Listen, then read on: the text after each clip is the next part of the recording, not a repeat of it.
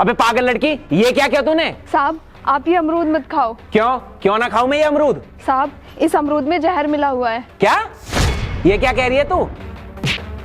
अबे 2 कौड़ी की नौकरानी, क्या बकवास किए जा रही है? बहुत देर हो गई तुझे बकवास करते करते। तू घर की नौकरानी है, नौकरानी बन के रहे और सांप को ज्यादा मत सिखा।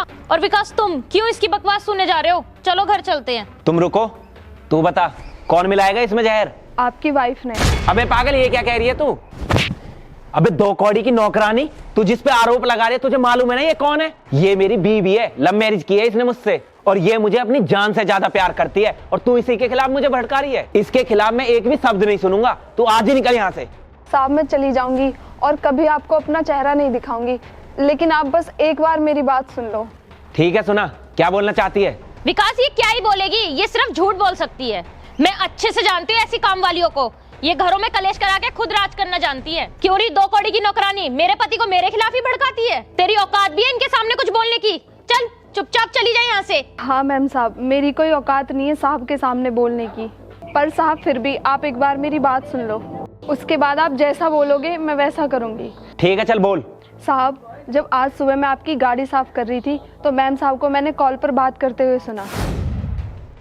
हाँ, मैंने विकास को अपने प्यार के जाल में फंसा लिया है और उससे लव मैरिज भी कर ली है, और आज मैं उसे अमरूद में जहर मिला के खिला दूंगी, फिर सारी प्रॉपर्टी मेरे नाम होगी। ठीक है, मैं मिलती हूँ प्रॉपर्टी के पेपर्स के साथ।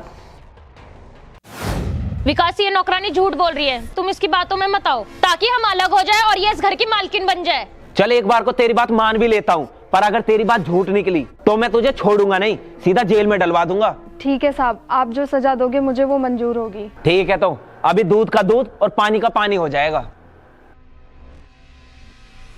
वैशाली खाओ इसे। नहीं विकास, मेरा मन नहीं है।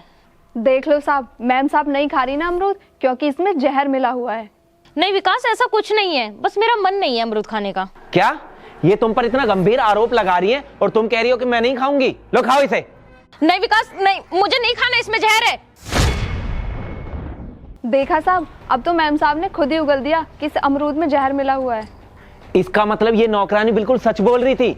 छी, शर्म नहीं आई तुम्हें ये काम करते हुए? तुम एक बार मुझे बोलती तो सही, तुम्हें मैं नहीं मेरी प्रॉपर्टी चाहिए। मैं हंसते हंसते सारी प्रॉपर्टी तुम्हारे नाम कर देता। अपने माँ बाप से ज्यादा मैंने तुम्हें चाहा, तुम्हारी हर ख्वाहिश पूरी की, और सिर्फ प्रॉपर्टी के लिए तुमने मुझे ही मारने की सोची।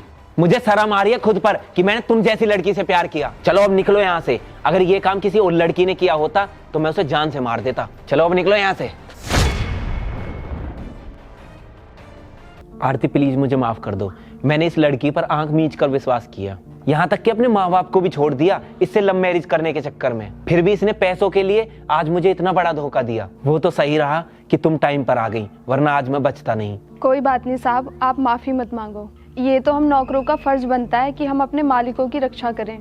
आरती प्लीज मुझे माफ कर दो, मैंने तुम्हारे साथ भी इतनी बदतमीजी की। पर साहब मेरी एक बात याद रखना, जो लड़की प्यार के लिए अपने माँ बाप को छोड़ सकती है ना, वो तुम्हारा कभी साथ नहीं देगी। हाँ आरती, सही कहा तुमने, माँ बाप से ज्यादा प्यार हमें कोई नहीं कर सकता।